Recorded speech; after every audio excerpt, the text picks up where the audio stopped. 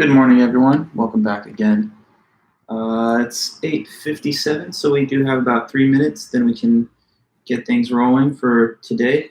It's Wednesday, February the 24th, and hopefully you guys are having a good week so far. Just hang tight, and we'll be ready to go. Good morning, Ryan. Welcome back.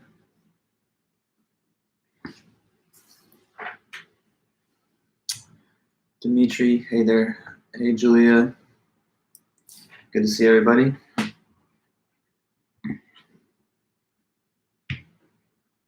Kylie.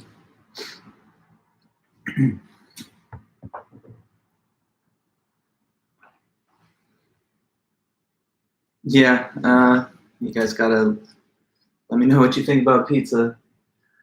Some interesting options here. I mean, I don't know. A nice set of options. So I'm ready to get your hot take.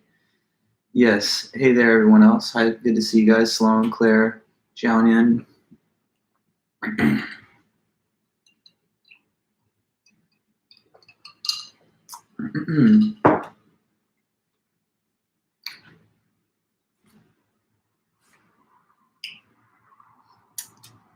Hello, hello. Maren, Brian, Nina, Elif. Good morning.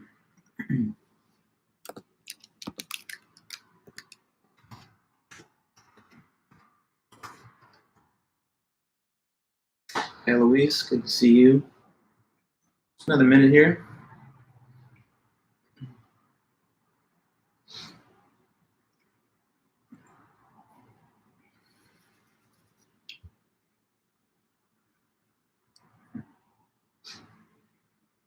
Hi, Steven. Welcome back.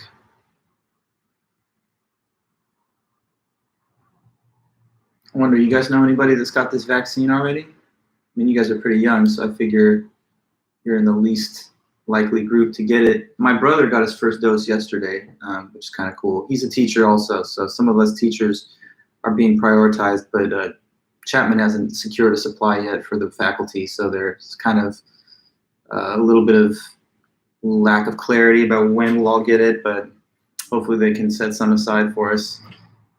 I've heard rumors of them trying to resume some kind of in-person classes after the spring break.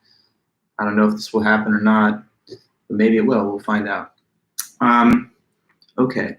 Well, welcome back, everybody. Yes, protect me at all costs. That's very important. Okay, so yeah, guys, welcome back again. Thank you so much. Food service workers, cool. Yeah, you'd like to see some of these people that have been taking the brunt of the impact, you know, like frontline retail, grocery workers and teachers, etc. Hi, Avi and Ellie. Okay, so guys, welcome back. Let's just jump into our meeting again. So this is a two-part lecture this week on utilitarian ethical theory. We started with it on Monday, and now we're going to try and wrap up the rest of that today.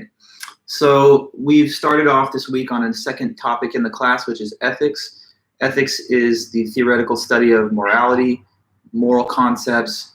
And when you think about morality and the realm of the moral concepts, it's stuff like good and bad, right and wrong, just and unjust, moral and immoral, virtue and vice, how one should act or ought to act, as opposed to how a person ought not to act or shouldn't act. So whenever we make judgments about behavior or practices or institutions, and we think of them in these ways, they're good, they're bad, they're right, they're wrong, we're making ethical judgments and we're morally reasoning. So questions loom. What makes an action either morally permissible, impermissible, or obligatory? We talked about those are the three main categories of moral action. Morally impermissible actions are things that are wrong. They're not okay to do. Think of murder, theft, etc. And then morally permissible actions are things that are not wrong and they are okay to do, like, I don't know, attending a lecture or just going for a walk, or, you know, even more noble and virtuous things like helping people, giving to charity, donating time or money.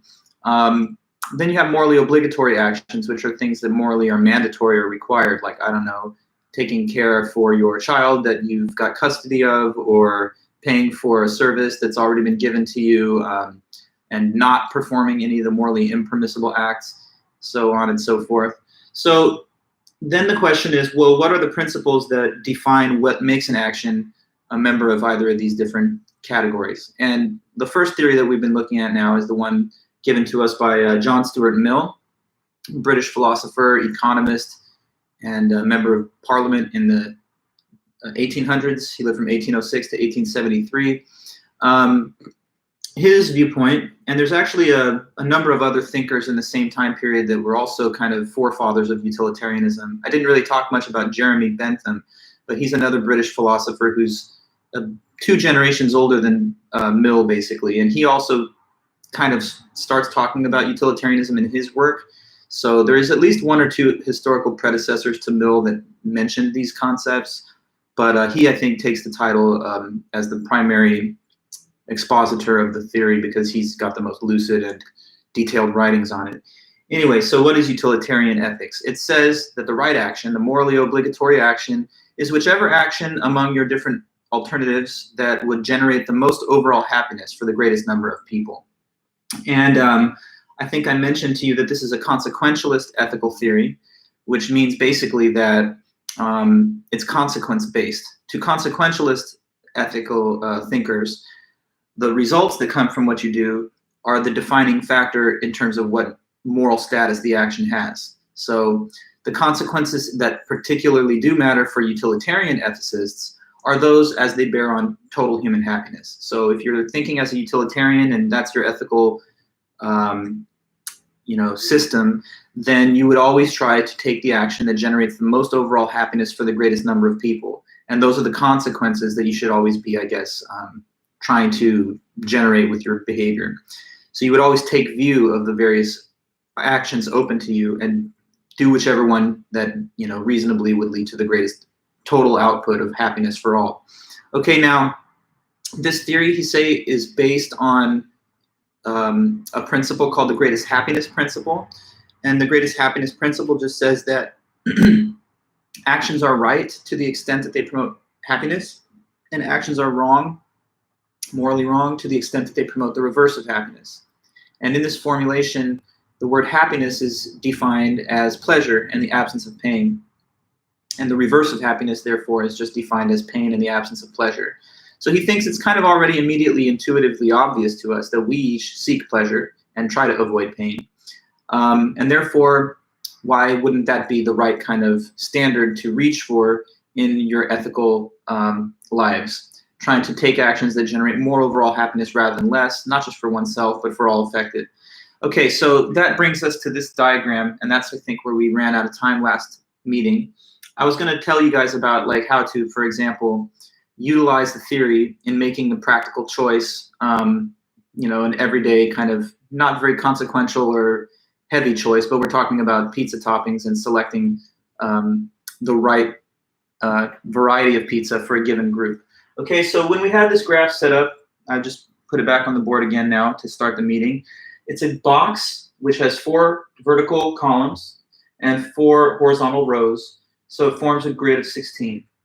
Now, on the top 4 vertical columns, you can see that there's 4 types of pizza toppings. Well, if you didn't know that, that's what these letters refer to. P for pepperoni, C for cheese, just plain cheese, PI is pineapple, and then letter S stands for sausage. So these are 4 different options for pizza, let's suppose, okay? And then here we have 4 members of the class, 4 students. You guys hopefully are here. If not, then I'll have to bring in a sub. But basically, Grant, Nicole, Ryan, Ellie. I think I saw some of you guys already saying hi. I know Ryan and Ellie, I saw you guys. Grant, are you up there? Anyway, and then Nicole, I think there's a few Nicoles, but I see a couple of them in the chat. So you'll let me know if you're here. Anyway, looking at these boxes now, okay, we hopefully can understand that each box connects a name with a pizza topping selection. So this box would be Nicole cheese. This box would be Grant pineapple. Okay, and so I want those 4 students whose names are on the graph to think about what their rating would be of these different pizza options on a scale from 0 to 50. And this rating system, I just want you to suppose that this is a number that stands for how much pleasure that you would derive from that type of pizza topping. Now, I know pleasure is something that perhaps some would say is hard to quantify with a precise number. Like, what's the difference between 35 units of pleasure and 34? Okay, well, it's kind of hard to have those very precise measures, but we have to use these numbers to stand for like greater than or less than. So when there's more pleasure associated with one choice, that should be reflected by a higher number. And if you're not a huge fan of pizza in general, then maybe the number for all 4 of them is not going to be extremely high, but that's up to you based on your preferences and your inclinations. So, okay, Grant, are you in the house? Let me see. Where's Grant? Let me just see you in the chat one time.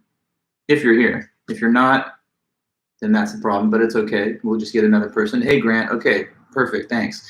So you've already got it figured out. So let's go with these numbers that you're telling me. You say pepperoni is 10.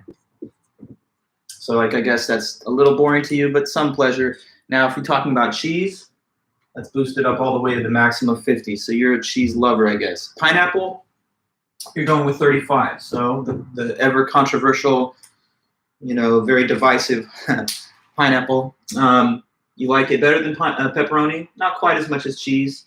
So it's above average maybe, but not the best for you. And then sausage, you're looking at it and thinking 7. Maybe not a huge fan of sausage pizza.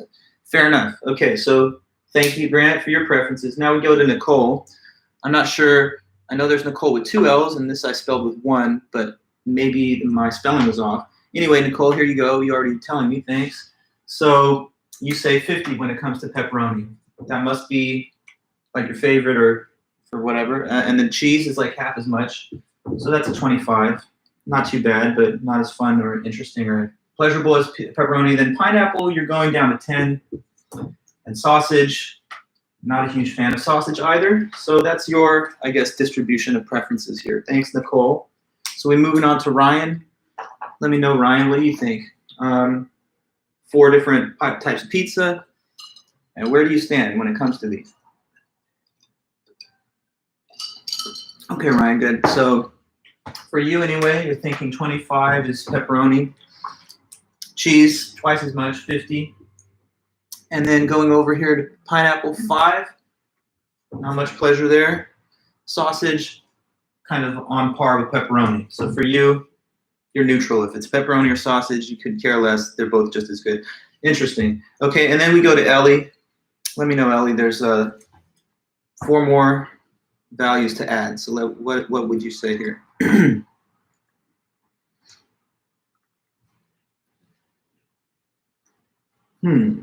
What could be the preferences? Okay, so 20 on pepperoni. Not bad.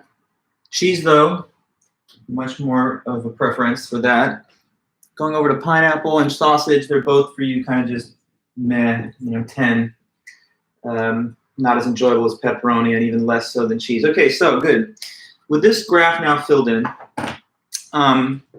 if you're a utilitarian in your ethical outlook, then how do you think we would compute what's the morally right decision in this case? So, in other words, we have to do basically a simple mathematical operation, and that'll give us our answer. Well, you say average, Ryan, but it's really more about an aggregate. So, I mean, I guess in a way we could finesse it into that same type of analysis, just multiply the average by 4 and then get a total. But I think it's best to just go with a total. So we have 4 vertical columns. If we add these numbers and we get a sum at the bottom, we'll have 4 sums. Now, what will that summed up total number represent? Well, given the graph, it will stand for the total happiness or pleasure that is the result of that option if it were to be taken. So we're gaming out all the 4 scenarios based on these 4 people being in the situation and choosing with respect to their preferences. So let's look at the basic math. And you can double check my math. I hope it's not too difficult to add up. So pepperoni, 10, 50, 60, 85, 105. Okay, cheese. This one looks like the winner already, but let's see. 50, 50, 50, 150, 175. Okay, here's pineapple, 45, 50, 60. And And then as we get to sausage, 12, 22, 42, 47. Okay, so look, in this situation here, there's a clear winner. I think you'll be able to see it and just tell me in the chat. What is the moral obligation of the decider among this group in order to do the right thing according to utilitarian ethical theory? It's pretty straightforward. The right thing to do, the morally obligatory choice in this pizza topping situation is to do what?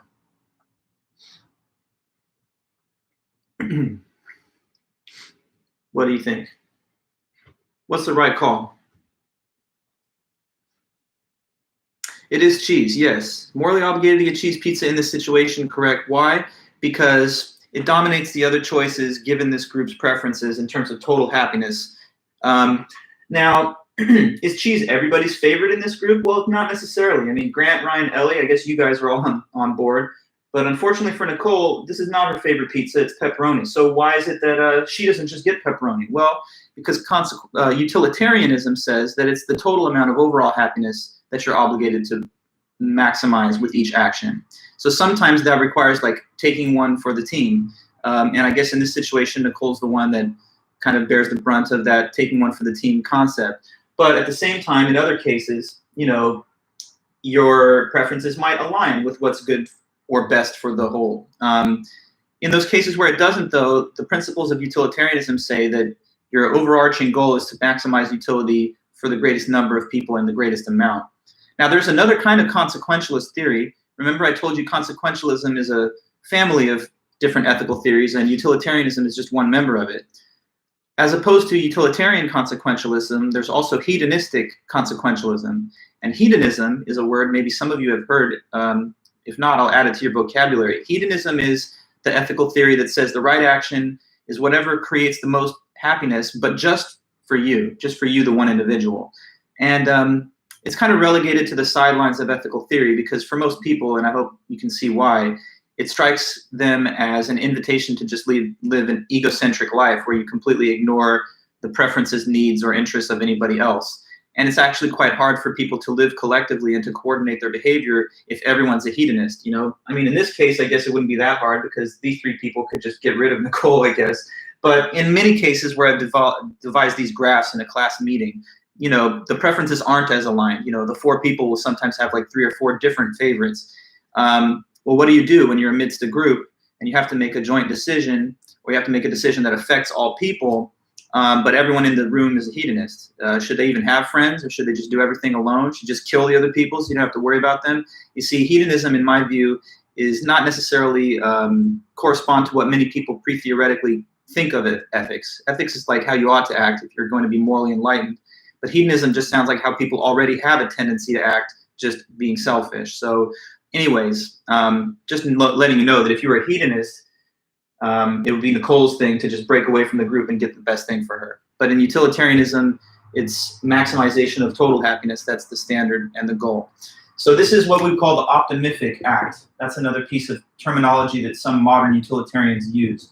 Optimific is the word for the action that dominates in the choice situation by generating more utility, or utility is a synonym for happiness and pleasure. So generating more utility than all the other options available. In this case, cheese is optimific with comparison to pepperoni, pineapple, and sausage. So the utilitarian would advise you to act that way. Now, I gave you a pretty, Grant, I could sort of see maybe if you're vibing on this. Like, this is not necessarily the most weighty moral decision. This is not life and death, war and peace. This is just pizza toppings. So the stakes are pretty low.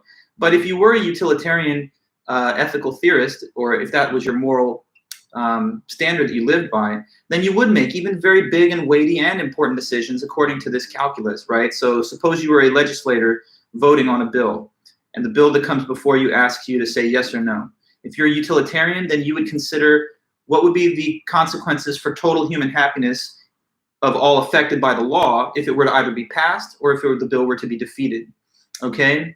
If you were like a head of state deciding whether to launch war or something, then you would also be kind of gaming out the various alternative scenarios and trying to make a fair judgment about whether the imposition of war or withholding on war would lead to more total happiness for all affected in the end. So even though I'm giving you a trivial choice situation as just a sort of training wheels for the theory and how it functions, any and all decisions could or would be made along the same lines, along the same parameters if one was a utilitarian. So that's pretty much the way that the theory works. You assess a set of options. You try and estimate in advance how much total happiness would be the outcome in each option. And then you're just supposed to go for the option that generates the most. And now in this case, this is our moral obligation relative to the terminology we introduced before. And the other three, therefore, are morally impermissible in comparison with it.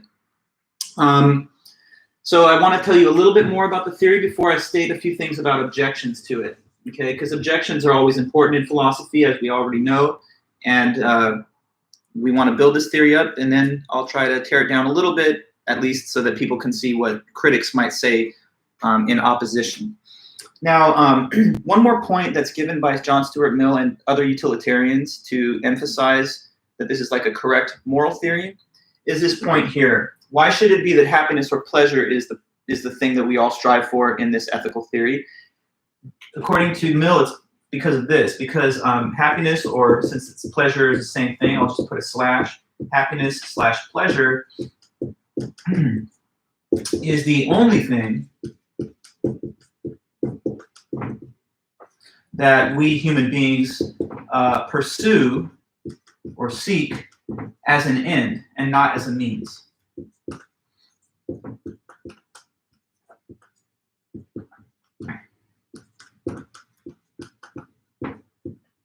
Okay, so let's study this statement here and try and really understand what it does say. It says happiness or pleasure is the one, the only thing that every person is pursuing as an end and not as a means. So to really fully grasp this, we must consider the meaning of those terms, ends and means. So let's get that below on the board here. Now, the words ends and means, I know it's probably not the most common part of your vocabulary that you use all the time, but some of you have probably heard a certain saying that might help us remember what these words mean. Maybe you've heard the phrase, the ends justify the means. Sometimes people say that. If you've heard this phrase, or if you think you kind of have a sense of what it means, then let me know in this chat. Does anybody have an even vague idea of that? When one says the ends justify the means, what are they saying in other words? Like, what does that statement actually mean in a more detailed description? The ends justify the means. What? What does this mean? You say it differently? What do you think? Let's see. I'll just give you a moment, and then I'll react to whatever you can give me in this chat. So the question on the table is, the statement ends justify the means. What is this really all about? What is that kind of statement saying? Okay, so Eric, does the end result justify how you got there? Good, that's pretty well accurate. So when you say the ends justify the means, you're saying, okay, no, you're also offering something. The outcome was better than all the bad stuff it took to get there. That's another way to put it, correct, Dimitri. The end goal justify the actions needed to do it. And that's also very, very sharp and precise. So let me bring all those comments together. They're all essentially correct. When a person says the ends justify the means, that is what they're saying. They're saying that if there's a goal that's important enough, if it's valuable enough, then whatever you got to do to get there somehow becomes justified or okay. A lot of times people will say this if they had to do something that's a little questionable in the pursuit of a very valid or important goal. Like, you know, so suppose that somebody, I don't know, stole something, but they did it just because they were trying to feed their starving child. You know, they might say, well, I know theft is wrong, but in this case, I had to feed my kids, so the ends justified the means. You know, even the means of theft become justified when the goal that I'm pursuing by means of it is the survival of my child or whatever. So anyway, now having looked at that, let's go into the terms themselves. If the ends justify the means is something like when you have an important enough goal, then whatever you got to do to get there is okay, then what specifically does the word end refer to by definition? What is an end then? How would you define this word? Ends equals what? What are ends? So I asked you first about the whole phrase, ends justify the means. Seems like we got the right response. Now I'm just drilling down into the one word ends. What is that part of this equation? In other words, an end is simply a what kind of thing? Some of you have already kind of mentioned it in passing in your previous comments here. So an end is like, what?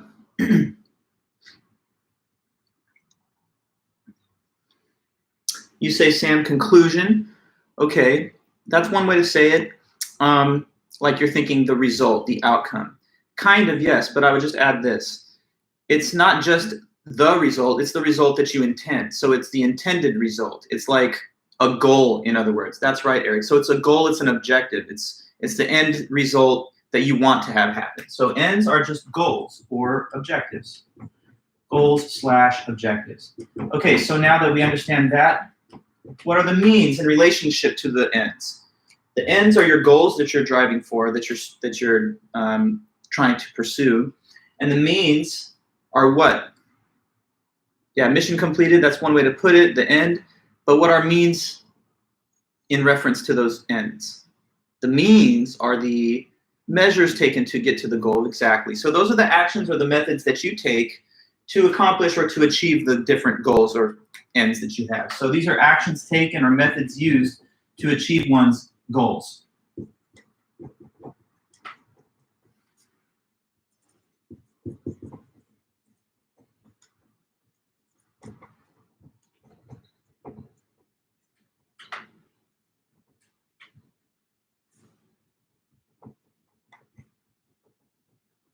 Okay, I tried to write it there. Hopefully it's easy enough to read.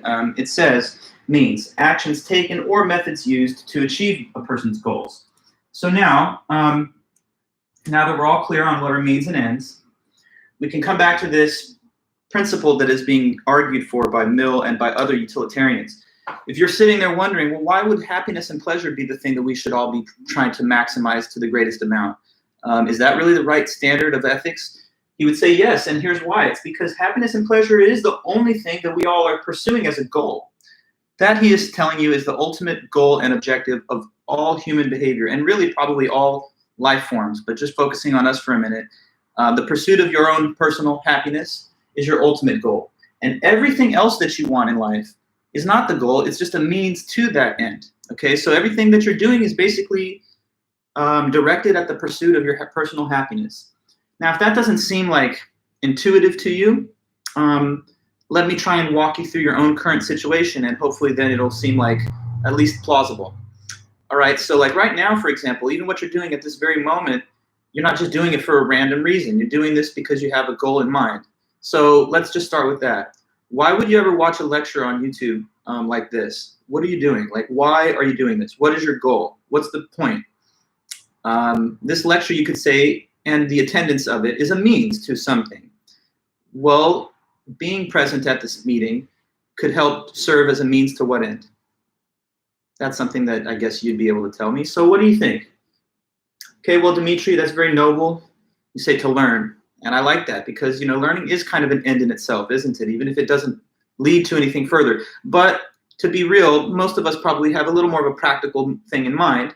And same to you, Alex. Let's just, it won't offend me at all, but I think that let's speak more practically. Like, you take this lecture in because it's, and let me slow you down a little too, Ryan, because graduation is a few steps down. So the first thing is, Marin, good, to pass the class. When you attend the class, you take the notes, you listen to the professor, you engage, and you're a little bit more prepared to do well. So you're listening to this lecture probably for one real reason, to do well in the class. So this attendance could be a means to that end, to doing well in the class and passing.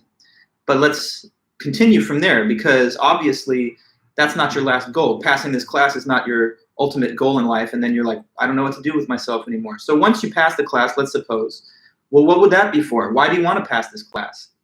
And then, Ryan, I guess we get to your point. Because by passing this class and others in your schedule, etc., you'll eventually graduate, right? And I know that's a goal that you have. So let's take it back to the beginning. You arrive to a lecture as a means to do well in the class, and you want to do well in the class as one means towards your ultimate graduation. Why do you want to graduate, though? I mean, that's not your final goal either. It's not like you'll get the degree and you'll just be like, what do I do? That was all I wanted. You do want to graduate, and I understand that, of course, because you're a student. But why do you want to graduate? That's obvious as well. I think you want to graduate as a means to what kind of end? What's the point? To graduate as a means to what goal? To get a job. Okay, Noah, thanks. And I'll take it a step further then. So you attend a class as a means to passing it. You want to pass the class as a means towards graduation. You want to graduate as a means towards getting a job. But why do you want the job, Noah and Sam? You just like labor? You're saying you like work. Put me to work. I just want to labor. I know you want a job, but you really want the job itself as a means to even other things. The job is going to be a means to what? Why do people want jobs? Because personally, I would love it if I never had to do anything. But, well, you say to survive, but let's take it a little slower because, you'd survive without a job, to be honest, Sam. We got a lot of programs in this country. So really you want a job in order to have money, correct? You want the money. You're not going to do it for free. I mean, I love teaching and I'm a full lover of philosophy, but I don't think I would do this for no pay. So anyway, you want to get a job and a career established because you want to have income. We're almost to the end, okay? Why do you want money though? Like, why do you want to collect these banknotes? Do you just want to do origami with them, or you just want to like look at them and put them in a frame? No, you want the money because the money is obviously a means for purchasing power of goods and services and having financial stability and security. So why do you want to be able to purchase goods and services and have financial security? Well, I mean, that's because, I guess, why? Because having that ability to do the things you want with money, why do you want that? Why do you want to be able to buy stuff? Why do you want to be able to own things and to have money in the bank so that you're not going to ever run out? Why do you want that? It's because you think that'll make your life what? Miserable? No. To the contrary. What am I fishing around for? This is the end of the line. You want the money as a means towards purchasing power and goods and services, and you want those things. You want to be able to have those things with the money. Why? Did you say the word better? Maybe we could put it into a sentence, perhaps, because I think I know what you mean, but it's a little underspecific. Anyone, just pick up the baton. It's not too hard to say. It's because it makes you happy, or you think it'll make you happy. Right, that's exactly correct. It's because you're in the pursuit of your personal happiness. So I guarantee you wouldn't be doing any of these things. You wouldn't be going to college if you thought, well, what it's really going to do is make me miserable, give me a bunch of debt, and I'll never be happy again. You don't believe that, at least I hope not. You think that by doing these things, in the end, you'll have a high quality of life, you'll have a happy and pleasurable life. Why else would you do anything? Why would you even get out of bed and do the first things that you do in the morning if you didn't think that you were, at the end of the day, going to have some kind of happiness as a result of all these things? So when you look at the structure and the architecture of your own life and your own goals, Mill says, it's not me, John Stuart Mill, the philosopher, dictating to you, hey, pursue happiness because I told you so. You're already doing that. We're all already doing that. Each one of us wants to have a happy life, and that's why we do all the things that we do. Whether it's you want a relationship, or you want family, or you want to have certain experiences, or you want to, own certain possessions, or whatever, entertain yourself in various ways. Those things are all done for the sake of pleasure. So what he's saying is it's a universal common denominator. Every human being is out here pursuing the goal of happiness and pleasure. And everything else that you want, whether it's school, work, money, it's all a means towards the ultimate pursuit of your happiness. So if happiness and pleasure is the ambition of each individual person, then why not make the maximization of it overall the standpoint of ethics? That's what Mill's saying. And he thinks that giving us this emphasis about how that's our ultimate goal will bring this into a little bit more relatability for you. You already kind of understand what it is to pursue happiness. So utilitarianism is just saying, do this in general for all affected. Okay, so next, though, we got to talk about the various objections to utilitarianism. And there definitely are some. One of the objections to utilitarian theory is mentioned by Mill himself in his writing that you guys have been assigned. So I want to talk about that one, and then I also want to maybe mention a couple of others that I think are even more difficult for the theory to overcome. There's certainly some problems that a critic could find. Last word about pleasure. Okay, so when we say, oh, everyone pursues pleasure, that doesn't necessarily mean that we all find pleasure in the exact same things.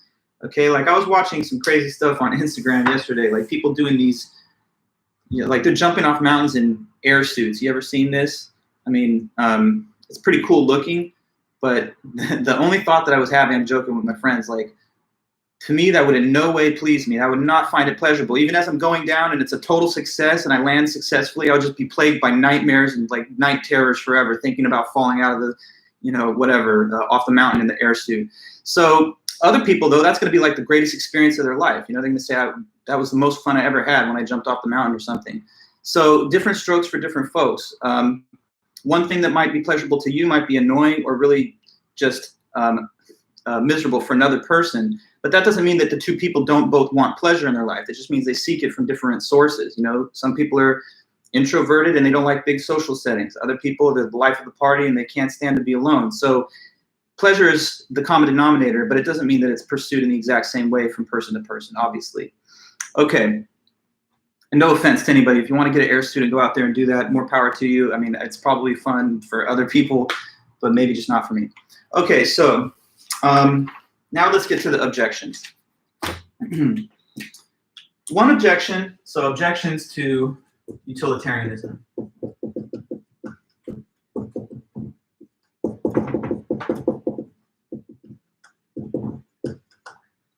So one of them, and this is the one that Mill kind of discusses among others in the text, so I wanted to go into it.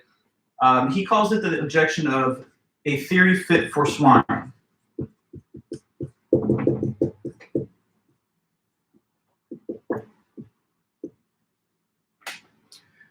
So he says some people who've heard about this theory, even in his own day, you know, he had people coming to him saying, Mill, I've read your work, but to me, this utilitarian stuff that you're talking about, it sounds more like it's a theory fit for swine than human beings. So let's all kind of be on the same page. What's a swine? Anybody? I mean, we're being like literally, not like in a slang sense, but like a swine is basically a, who knows that? Because he says the objection says, yeah, it's like a pig, it's a hog, right? It's like a farm animal. And why do you think someone would claim, oh, this theory is more for swine? You know, the way this theory has been expressed, I see that it's more appropriate or fit for a swine than a human person. Why do you think anyone would have this reaction? What is it about the theory that would lead to this response from somebody? If you had to guess, I don't know. How does it strike a person as, you know, it fits the life of a pig better than a person? Any thoughts? Just asking. What is it about pigs and the utilitarian theory that might go together? I don't know. If you can't think of it, or if it seems a little bit of a reach, I'll help you out. Well, okay, you say because it's so simple. Grant, you say because it ignores people's feelings. Well, I don't know. Does it ignore people's feelings, Grant? I mean, everyone's preferences are taken into account and none are ignored. It's just that whatever generates the most overall is going to be the obligation, I guess. But no, I understand what you mean. Eric, you say because it's so simple. Alex, because people are so complex and it's impossible to make them all happy. This is also a fair point. Let me kind of bring it to the author's way of looking at this criticism, okay? Some have claimed that it's a theory fit for swine because what they're focusing on there is the pleasure pursuit aspect. Some may say that the pursuit of pleasure is an animalistic and a low base aim for an intelligent creature like a human being. If you're just a pig and all you want to do all day is roll around in the mud and eat and lay in the sun or something, then yeah, the maximization of pleasure is the right kind of life for you to live. But we're human beings, so says the critic. And the human beings, shouldn't we be setting our sights on a more worthy or a noble goal, something more important than just pleasure? It sounds like, I'm speaking as a critic here, but the critic would say, this sounds like you're inviting me to live the life of a satisfied pig, just, you know, fatten myself up with pleasures as much as possible. Is that really a solid, meaningful life for a human being? Maybe for a pig, but no, not for a person. That's the theory's criticism. So someone's taking aim at the bestial, unsophisticated nature of just pleasure. Why should pleasure, something so base and even accessible to animals, why should that be the goal of a human's ethical life? Well, what Mill says in response to this, he has a reply, you know, so he's ready with the comeback or whatever. And here's Mill's reply. He says, no, it's not a theory fit for swine, and here's the reason. Because there's two types of pleasures, according to Mill. And this is how he tries to get out of this objection. So two types of pleasure, and he distinguishes higher from lower pleasures. Higher pleasures, lower pleasures.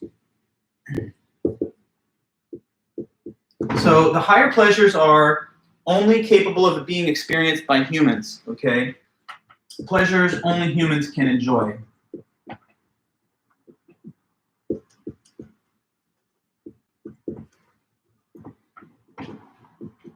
Then the lower pleasures are pleasures that, you know, animals and humans can enjoy. So pleasures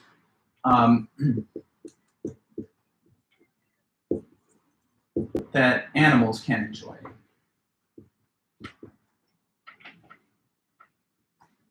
Okay, so like imagine that we could just run off a few quick examples of these. Okay, maybe let's go with the higher pleasures first. What are some things that are pleasurable but they don't apply to animals because animals are basically too dumb or whatever to even understand these kind of things? Things that are pleasurable but they're unique to being humans. So we're not going to see cats, dogs, tigers, lions, bears, or anything else out there enjoying these things. So uniquely human sources of pleasure. Ask yourself, what are some things that you can have fun doing that animals could never even comprehend or come close to enjoying at all? Like what? There's lots of stuff. Just think of what separates you from animals and what humans can enjoy that animals can't. And let's try not to make it just, oh, like manipulating a screwdriver, like, you know, you have a thumb or whatever, like something a little more heady than that, okay? So watching a movie, good. Enjoying a film. You guys go straight to the films both, so I see that's on the mind. Yeah, no, not food, Ryan. Follow what I'm saying. Like, animals can enjoy food. So we're talking about it uniquely and save food for the lower side. We'll get to that. Making money, yeah, just having any concept of the marketplace and financial transactions. Finance would be one, but it's not the first one on my list because it's not very intellectual. Playing video games, okay, sure. Like all forms of technology, including video games, they require understanding of the rules of the game, how to master the controller interface, etc. Going to an amusement park, sure. Shopping for clothes. How about things that have to do with, you know, how smart we are? Because a lot of you guys are talking about buying stuff and entertaining yourself, and that's good. But what about sources of pleasure that like smart people find pleasure in? Like, you know, like the arts and like literature, science, philosophy, even just having language. Okay, so marriage, yes. Social institutions that have structure like that. Although there are some isolated cases of monogamous animals in nature, but not in this sort of way that we understand marriage. Language, the ability to talk and communicate, being able to read the classics of literature or philosophy or anything else, all the academic subjects. And, you know, I could keep going on and on. Add some of the rest that I'm not going to put here to your notes, like film, art, dance, music, playing a musical instrument, you know, the heights of human technology, telecommunications, satellites, transportation systems. All the things that we can do that they can't because they're not on our same cognitive level. Over here, though, there are lower pleasures. Now, what could those be? Well, now I want to, you could probably understand. What are some things that it doesn't take a human being to enjoy? Like, you know, our animal friends out there can enjoy them, whether domestic or in the wild. This stuff is going to be a lot more basic, but, you know, still pleasurable. And humans can enjoy these things too, but we're not limited to that. We also have access to all the higher pleasures. What could be some of these lower ones? Well, already I saw earlier, Ryan, you mentioned food. And so maybe I can put that on this side of the spectrum because, yeah, seeking out sustenance and food that you need for survival, we're biologically equipped with pleasure mechanisms so that we're derived pleasure from it. Connection to other beings, I don't know. It depends, Claire. You know, there are more or less social animals. Some live in isolation. So I don't know. Let's kind of keep it a little more simple. Sleep, water. Well, they do say music soothes the savage beast, Sam, but I think that that would be overgeneral because not all animals have access to music at all in their habitat. So yeah, you got sleep. I mean, water. Let's not overdo it. Food, water, same kind of thing. Food, sleep, exercise. Yeah, so I guess activity of whatever kind, running around, playing sometimes. That's fair. I don't know. Maybe like. Depends on the creature. I was going to say warmth, but you do have like the polar bear and stuff. Maybe touch, you know, if you're talking about companionship, if that's what you meant, Claire, like among their own species, you know, there's familial behavior and sometimes collective behavior. That's a fair point. Food, sleep, activity, touch, of course, mating, you know, there's like a biological imperative to reproduce. So obviously there's pleasure associated with that physiologically. So anyway, you get the picture. There's some things that animals can enjoy, but they can't enjoy the higher pleasures of humans. So here's what he says to his critics, the critics who said, this is a theory fit for swine. John Stuart Mill says, no, it's not. What the critic thinks is that when you say go out and maximize pleasure to the greatest extent possible, they must have thought that you're only referring to the lower pleasures. And if that was the case, then yeah, you could say this is an invitation to live the life of a beast or an animal.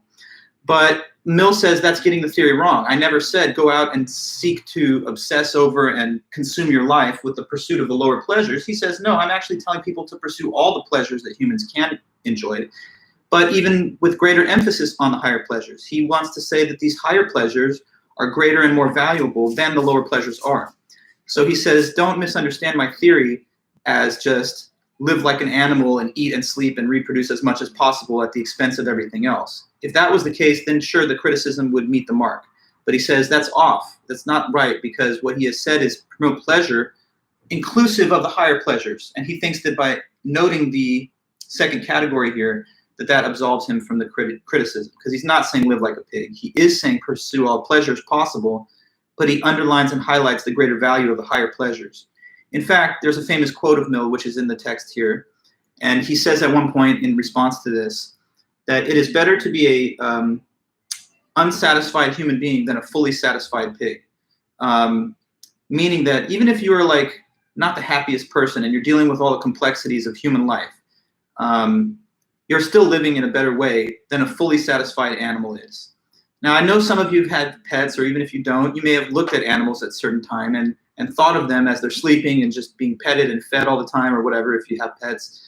Wow, that's the life. Wouldn't that be nice for me if I could just sort of sit around, not have to do anything, not have to learn, not have to go to school, develop knowledge of like my place in the world and work through all these tough, hurdles in life.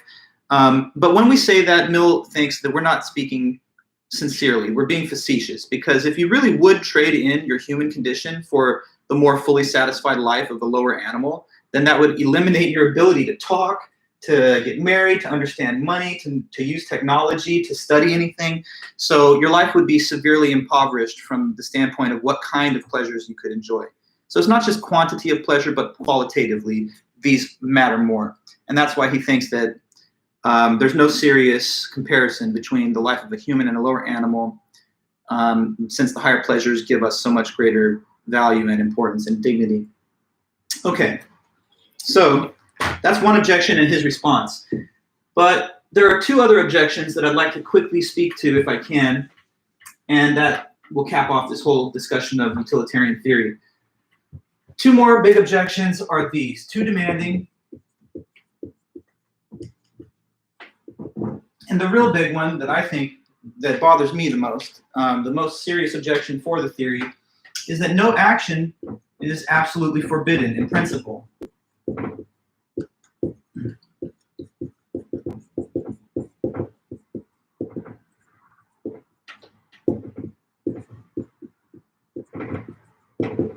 Okay, so let me start with this one below, with the last few minutes that we have, because this is the one that I think is the most significant and damaging to the theory for not just me, but many other commentators on the same material.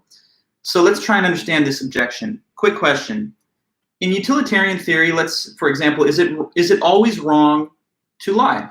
That's an easy one. Is it always wrong to lie according to utilitarian theory? What do you think? Yes or no?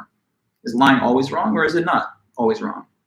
Based on this theory, not just your opinion, but according to this theory. Okay, good, right. No, it's not always wrong. So in what kind of situation would lying be the right thing to do, according to a utilitarian? Well, it would become the right action if you're looking at a situation where telling the truth would not create as much pleasure as lying would.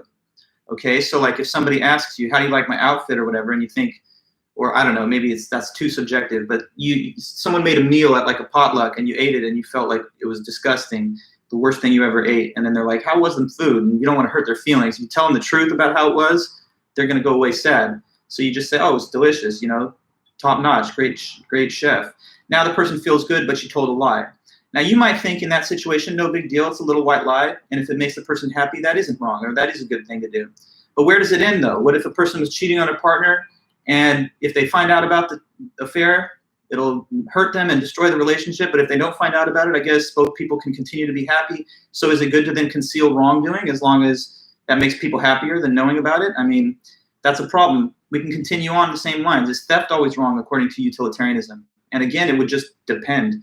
We can imagine situations where the act of theft would generate more total happiness than allowing the item to remain with its original owner. Like take a Robin Hood type scenario where you take something from a wealthy person that's already got everything in life that they need, and maybe they won't even notice the loss of this item, and then you, I don't know, spin it off and sell it and give the money to, like, I don't know, cancer research or like a children's hospital in the third world. Now you're saving lives with the same money, whereas before it was just a gold trophy sitting in one of the rooms in their mansion. So it looks like more total happiness has been achieved. They don't even miss the item. Now people's lives have been saved. Does that mean that this becomes morally permissible? I mean, some would argue that, but it seems like it would lead to total chaos and a lack of structure. And then we get to the real big questions, like, is it always wrong to kill an innocent person according to utilitarian theory? And even there, you'd like to say it should always be wrong. That's absolutely forbidden. That can't ever be okay. But in utilitarian theory, it's at least difficult to say why in theory it couldn't be. Like, imagine if you could take the organs from one person. This is sometimes called the transplant scenario. It's like a test case in ethics, and we'll talk about it again in a few weeks. But imagine that you could take the organs from one healthy person and divert them into 6 other people whose organs are failing, and they would die without the transplants. If this is an involuntary transfer of organs, we're talking about murdering one person to save 5. That seems clearly wrong. I would hope you would think immediately, no way is that okay. But if it's utilitarian ethical thinking, then it seems like if failing to do this leads to 5 deaths and 1 survivor, and doing it eliminates 1 life but causes 5 to continue on. And so in the bigger picture, more total happiness would be promoted by taking the person's organs away. So it's like, what limitations are there on the maximization of happiness? Is anything justifiable as a means towards that end? I don't know, and that's one major criticism. If you're a person who believes, no, there are fundamental principles, certain actions that never should be done, like people have rights not to be used in such ways, then the other alternative ethical theory that we'll start developing on Friday might be more to your liking, because it doesn't have any of these consequences. On the other hand, some people don't see these as weaknesses. Like if you're a hardcore utilitarian, you might just think, well, it's flexible enough to see that sometimes an action is wrong, and then in other cases, depending on the context, it's not necessarily. But that one bothers me a lot. And then just a quick note about this, too demanding. You could say that it's a pretty demanding theory because it doesn't say just maximize utility sometimes when you feel like it, when it's convenient. It says do it all the time, no matter what, even if it involves or requires major personal sacrifices from you. Now, an earlier example of pizza toppings, the sacrifice that, like, let's say Nicole would have to do was not too bad. It's like sacrifice on your favorite choice of pizza to make the group more happy overall.